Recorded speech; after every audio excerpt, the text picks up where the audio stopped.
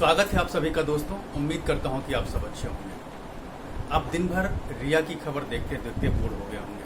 थोड़ा सा वक्त निकालिए, मेरे साथ जुड़िए और मैं आपको आपके मतलब की खबर बताऊंगा जो सीधा सीधा कहीं न कहीं आपसे जुड़ा हुआ है।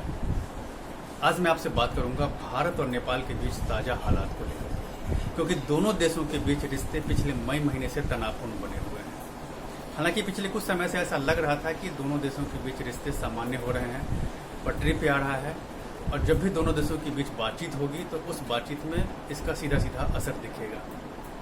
लेकिन एक बार फिर से नेपाल की सरकार ने नए नक्शे को लेकर के विवाद छेड़ दिया है। दरअसल वहाँ की जो सरकार है, केपी शर्मा ओली की जो सरकार है, उन्होंने क्या किया है कि वहाँ के स्कूली पाठ्यक्रम में नए नक्शे को जोड़ दिया है। अब ऐसा करने से स्वाभाविक सी बात है कि विवाद होगा। इसके साथ साथ स्कूली पाठ्यक्रम में नए नक्शे को ऐड करने के साथ साथ अब वहाँ की जो करेंसी है 1 रुपया और 2 रुपया, इन दोनों करेंसी पर भी नए नक्शे को ऐड करने की बातचीत हो रही है, अंकित करने की बातचीत हो रही है।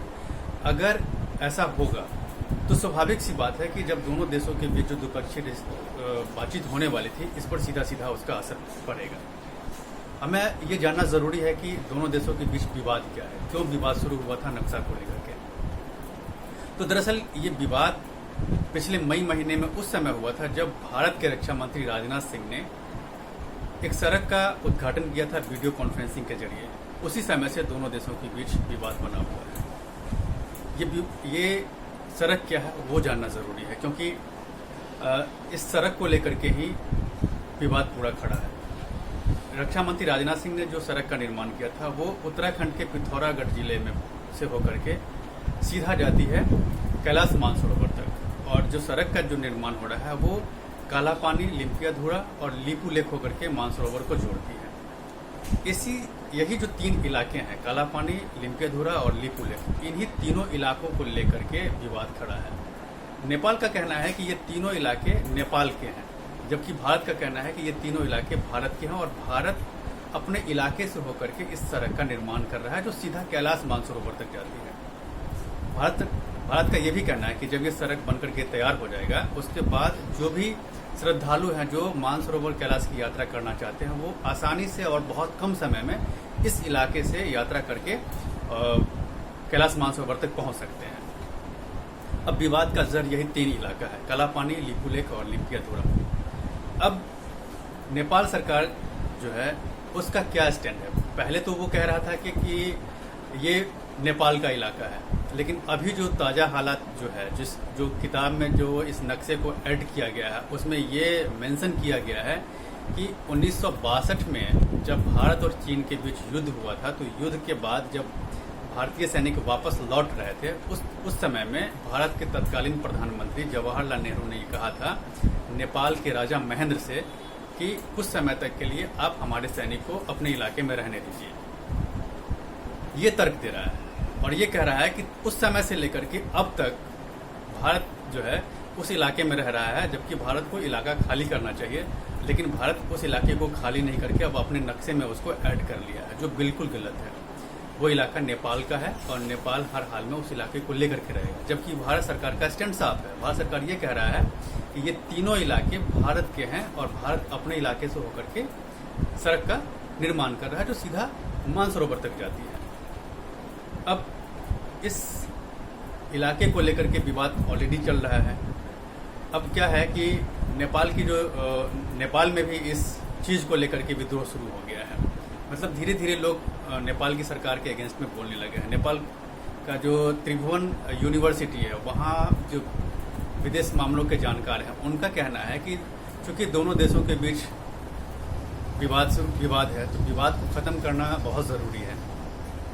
दोनों देशों के बीच अच्छे रिश्ते रहे हैं शुरू से ही, बहुत समय से दोनों देशों के बीच रिश्ते अच्छे रहे हैं और नेपाल सरकार अभी जो किताब में नए नक्शे को ऐड कर ली है या फिर करेंसी में नए नक्शे को अंकित करने की बात हो रही है, ये बिल्कुल गलत है। अभी सबसे पहले नेपाल सरकार को चाहिए कि भारत के साथ रिश्ते को सामान्य करे, उसके बाद इस पर काम करे। लेकिन जिस तरह से नेपाल की सरकार कर रही है, इसका सीधा सीधा असर बातचीत पर पड़ेगा, क्योंकि भारत भी अभी बातचीत के लिए बिल्कुल तैयार नहीं है। लेकिन जिस तरह से पिछले कुछ समय से सामान्य लग रहा था रिश्ता दोनों देशों के बीच। उससे लग रहा था कि बातचीत होगी, दोनों देश के जो प्रतिनिधि जब मेज पर बैठेंगे, टेबल पर बैठेंगे तो आराम से दोनों देश इस बातचीत को सुलझा लेंगे।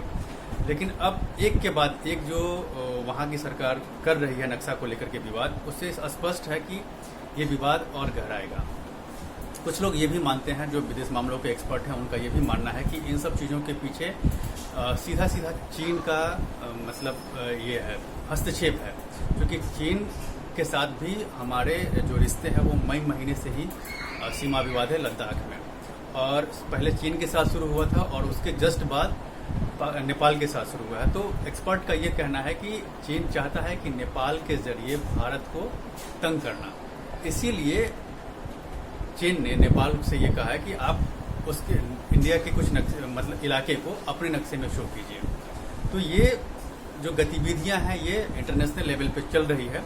हालांकि नेपाल की जो सरकार है वो उसको भी समझना चाहिए कि भारत के साथ उसके बहुत पुराने रिश्ते हैं, बहुत अच्छे रहे हैं, और नेपाल की सरकार जो है वो चीन की सरकार की आड़ में आकर के भारत के साथ रिश्ते खराब करने की कोशिश कर रही है। क्योंकि जो केपी शर्मा ओली हैं वो पूरी तरह से कम्युनिस्ट विचारधारा के हैं, और ऐसा लग रहा है जैसे कि उन्होंने अपना सारा कुछ जो अपनी सरकार चला रहे हैं वो चीन के इशारे पे चला रहे हैं। इसीलिए वो हर काम ऐसा कर रहे हैं जो भारत के विरुद्ध है। अब देखने वाली बात ये होगी कि आने वाले समय में जब द्विपक्षीय वार्ता होती है दोनों देशों के बीच, तो इस वार्ता का असर क्या होता है। क्योंकि नेपाल पाठ्यक्रम में जो नक्शे को ऐड किया है, इससे पहले वो यूएन भी गया था, यूएन में भी कोशिश किया है कि वो नक्शा वहाँ शामिल कराए, लेकिन वहाँ पर भी उसे कामयाबी नहीं मिली है। लेकिन इसके बावजूद कुछ न कुछ वो ऐसा करता रहता है जिससे भारत और नेपाल के बीच रिश्ते जो वो तनावपूर्ण बनते जा रहे हैं।